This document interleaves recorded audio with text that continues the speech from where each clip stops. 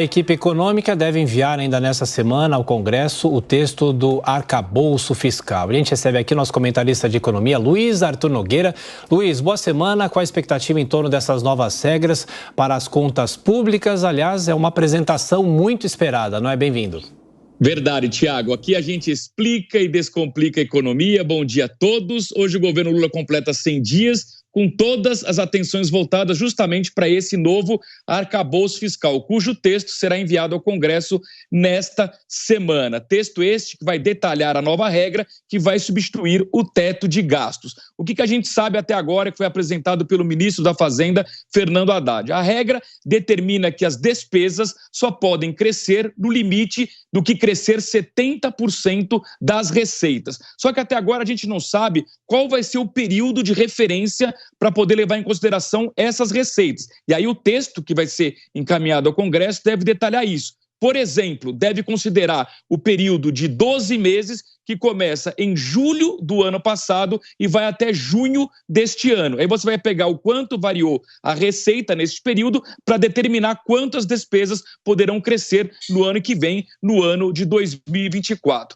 Lembrando que esse novo arcabouço fiscal prevê zerar o rombo primário do governo, das contas públicas, já no ano que vem, voltando para o azul, portanto, superávit primário a partir de 2025. A grande crítica que se faz ao novo arcabouço fiscal é que ele é muito focado no crescimento das receitas e nada de enxugamento das despesas. Aliás, o ministro Haddad já adiantou que em breve vai anunciar um pacote tributário para elevar as receitas deste ano em até 150 bilhões de reais. O presidente da Câmara, Arthur Lira, prometeu dar celeridade na tramitação desse projeto. O problema, Tiago, é saber se os deputados estarão dispostos a aprovar o arcabouço fiscal sem saber antes de como será esse pacote tributário. Como eu disse, quando você fala em elevar as receitas em até 150 bilhões de reais, o grande receio é que a sociedade como um todo tenha aumento de carga tributária.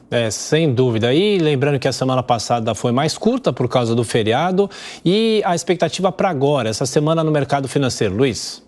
Olha, em princípio, Tiago, deveremos ter um início de semana positivo, tudo em torno da expectativa justamente do texto do novo arcabouço fiscal. Na quinta-feira, que foi o último pregão, conforme a gente vai ver aqui no gráfico, o índice Bovespa teve uma leve queda de 0,15% aos 100.821 pontos. Vamos lembrar que na semana passada houve muito ruído político. Primeiro a questão da Petrobras, da possível mudança da política de preços da Petrobras e depois o presidente Lula falando novamente contra o Banco Central, exigindo redução de juros e ameaçando mudar a meta de inflação. Os investidores ficaram muito assustados e por isso que a Bolsa de Valores, nesses 100 dias de governo Lula, acumula uma queda de 8,1%.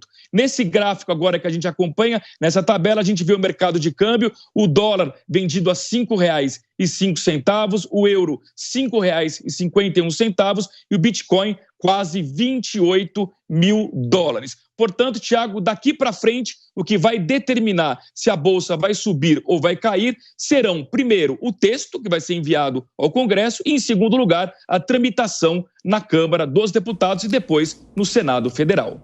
A análise e a repercussão, daqui a pouco o Luiz Arthur Nogueira volta na programação da Jovem Pan, até mais tarde. Agora a participação dos nossos comentaristas nessa segunda-feira, temos aqui Amanda Klein, Luiz Felipe Dávila, começando por você, Dávila. Bom, 100 dias de governo e a tão aguardada entrega do arcabouço fiscal ao Congresso Nacional. Bem-vindo. Muito bom dia, Tiago, Amanda, Adriana e todos os ouvintes da Jovem Pan. Bem, de novo, o mercado está aguardando qual será a proposta do governo para conseguir esses 150 bilhões de reais. E como o Luiz Arthur bem mencionou, isso está carregado no aumento da carga tributária, o que é muito ruim. Aliás, foi publicado recentemente um paper de um dos economistas mais célebres que estudam a questão fiscal, que chama Alberto Alesina, e ele mostra nesse estudo, Tiago, algo que nós já repetimos várias vezes aqui no jornal. Todo ajuste fiscal que implica em aumento de imposto gera recessão econômica. Todo ajuste fiscal que foca no corte de despesas públicas gera aquecimento da economia, crescimento econômico. Ou seja, o governo continua apresentando um arcabouço fiscal com a receita errada da retomada do crescimento econômico. Porque, no fundo, é isso que importa ao brasileiro hoje. Quer ver a economia voltar a crescer, confiança dos investimentos, aumento da renda e do emprego.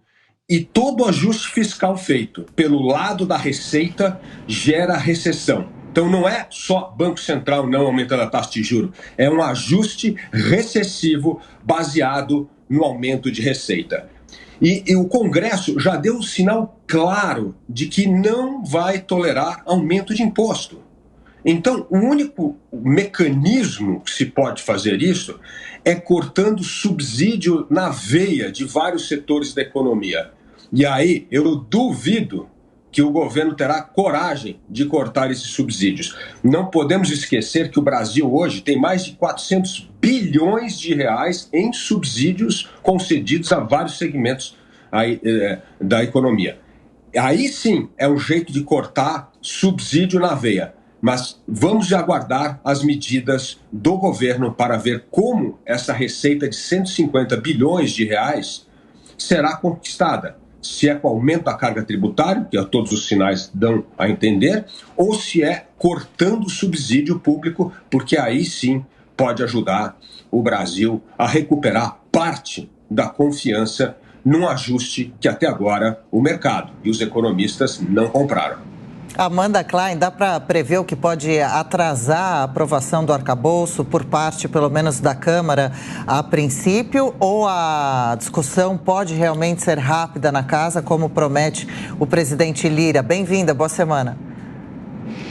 Boa semana, Adriana. Bom dia a você, Dávila, Thiago. Bom dia a todos que nos ouvem, nos assistem. Se depender de Arthur Lira, será uma tramitação rápida. E olha que Arthur Lira não é qualquer aliado. Ele é um aliado fundamental.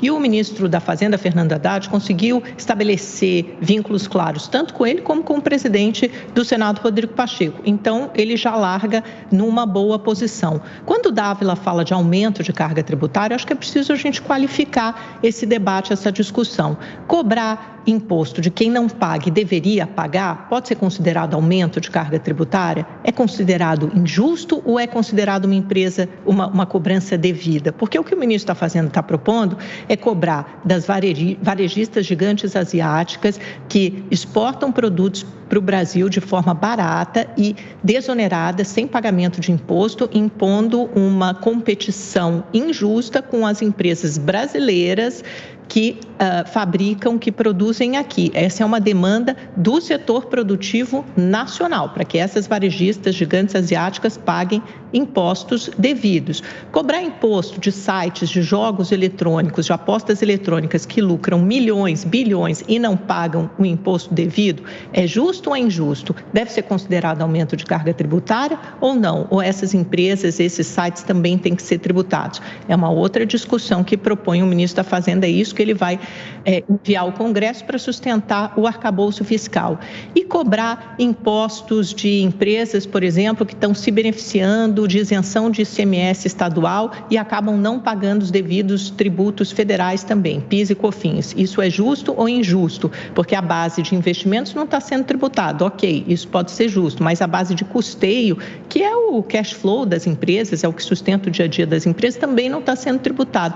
Você criou um seleto grupo de privilegiados no Brasil que tem tudo a ver com patrimonialismo brasileiro, que não paga imposto ou paga menos. E o capítulo 2 disso é justamente atacar isso que o Dávila falava, que são os subsídios fiscais, somam 400 bilhões de reais. Isso também vai ser colocado na mesa para debate. Que subsídios desses merecem ser mantidos ou eles merecem ser desescalados, aos poucos retirados? Ninguém está falando em, de repente, acabar com a Zona Franca de Manaus, que é um dos mais importantes subsídios, do dia para a noite. Mas é preciso repensar, não estou falando especificamente sobre a Zona Franca, só dei um exemplo, mas sobre vários desses subsídios que são colocados em prática, até que ponto eles são eficientes, eficazes, eles geram emprego, eles geram renda, isso precisa ser rediscutido, porque isso custa caro, e se esses setores não pagam imposto, significa que todos nós brasileiros pagamos mais imposto e mais juros para manter uma pequena e seleta casta de privilegiados. O arcabouço fiscal coloca na mesa, coloca em xeque todas essas discussões. Então, ao meu ver, é muito válido. É claro que isso vai ter que passar pelo crivo do Congresso. O Congresso é que vai decidir se retira ou não esses subsídios, se tributa ou não setores que hoje não pagam impostos, e isso pode sustentar um aumento de receita. Agora, concordo com o Dávila quando ele diz que você deixa de atacar um flanco importante, que é fundamental para qualquer ajuste fiscal de longo prazo, que é o corte de despesas. Isso, de fato, o arcabouço fiscal não endereçou, peca ao não endereçar isso, deveria atacar também o corte de despesas. Afinal de contas, se nós vamos tributar mais justamente, vamos fazer justiça tributária de um lado, a gente tem que fazer justiça no corte de despesas também.